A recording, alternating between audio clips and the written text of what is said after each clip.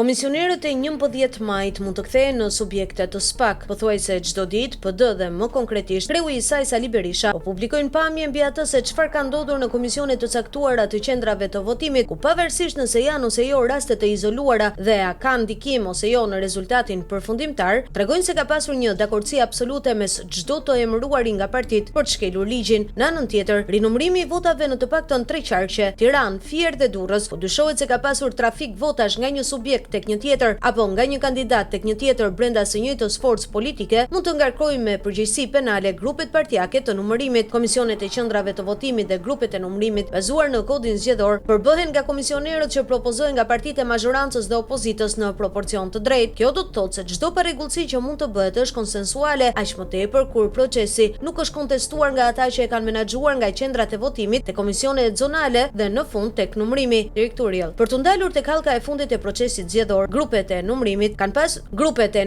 kanë pasur nga 4 anëtar, 2 nga opozita dhe 2 nga pozita, çka ngret dyshime se çdo manipulim në këtë fazë. Rastin më të mirë është kryer me konsensus shoqëror. Ajo që mund të kenë bërë numëruesit është që të kenë futur duar drejt partive të vogla ose votat e një kandidati brenda subjektit ja kenë llogaritur tjetrit në të njëjtin subjekt. Po, kush po i bën kurban komisionerët? Ata që zakonisht konsiderohen si më të devotshmit për një parti politike, duke marrë përsipër një nga hallkat e procesit të zgjedhjeve në emër të besnikërisë partijake. Kutitë e zgjedhjeve do hapen, votat do të rivlerësohen dhe rinumërohen nga numërues që do të caktohen nga Ilirian Celibashi, të cilët duket se do të kenë rolin e kontrollorit të punës së bërë më parë nga ata që i kishin caktuar partitë. Sali Berisha, kreu i PD-s, thotë se procesi i hapjes së kutive po bëhet për transparencën e procesit. Edi Rama nga PS ka mbyllur kapitullin me 11 majin, duke mos folur më për zgjedhjet ose çdo koment që mund të bëj e kalon si batutën e radhës. Dyshimet janë se në 11 maj në fazën e numërimit, pra atë përfundimtare, ka pasur trafik votash nga një kandidat i listës së hapur tek një tjetër apo edhe trafik votash nga një subjekt tek një tjetër, edhe pse kjo e fundit mund të ketë ndikim në 1 apo 2 mandate maksimumi. Në kushtet kur votat kalojnë në 4 palë duar, të bën të mendosh se nëse ka patur trafik, gjithçka është bërë me konsensus. Pretendimet janë hedhur nga kandidatët e listës së hapur që nxituan të kërkojnë hapjen e kutive, me dyshimin se votat e tyre janë dhënë kandidatëve të tjerë, orientuara ose jo. Më pas dyshimet u hodhën nga kandidatë e listës së mbyllur, në këtë rast nga radhët e PD-s dhe aleatëve të saj, që pretendojnë se votat për subjektin PD-HM janë llogaritur si votat të PS-s, por gjithashtu ka dyshime se votat e partive të vogla që nuk kanë numërues janë ndarë nga partitë e mëdha, duke favorizuar këto të fundit. Në gjithë këtë proces verifikimesh, rivlerësimesh dhe rinumërimesh, Edi Rama dhe të tij kanë qëndruar larg, duke qenë të kënaqur me 83 mandatet që kanë marrë në 11 maj, pavarësisht se individ të listës së hapur në radhët e PS-s kanë dyshime se kolegët e tyre që kanë marrë mandat i kanë vjedhur votat. Por Rama ndërhyri shpejt, madje pa kursyer presione, duke ndalur tek të vetët çdo pretendim apo dyshim, qoftë edhe në fazën e verifikimit të pamjeve filmike. Pothuajse në të njëjtën gjatësi vale ishte edhe Sali Berisha, i cili u përballë në ditët e para me dyshimet e të paktën 2 kandidatëve të listës së hapur, Aulon Kalas në Durrës dhe Ilir Ali Mehmetit në Tiranë, që kërkuan pamjet filmike dhe më pas verifikimet e votave. Por bazuar në kodin zgjedhor, një kandidati nuk i jepet mundësia të kërkojë rinumërimin e votave nëse nuk mbështetet nga partia që e kandidon, gjë që asnjë kërkesë depozituar nuk u firmos dhe vulos nga PD. Kalaja arriti të marrë mbështetje nga një prej partive që ishte pjesë e koalicionit të drejtuar nga demokratët, por si një rufe në qiell të hapur, 2 nga anëtarët e Kasit mund vetot për hapjen e kutive, të paktën për Fierin dhe Tiranën, 2 qarqet më të mëdha. Qëndrimi i tyre për hapjen e kutive vinte në një kohë kur nga PD ngrit pretendimin se 130.000 vota që nuk ishin përdorur kanë avulluar. Të 2 anëtarët e Kas, Ledi Obrao dhe Elvis Çefa, janë propozuar nga PD si anëtar të KAS-s dhe nuk dihet nëse kërkesa e tyre për hapjen e kutive ka të bëjë me një qëndrim të dirigjuar nga PD apo është një vendimarrje e tyre personale.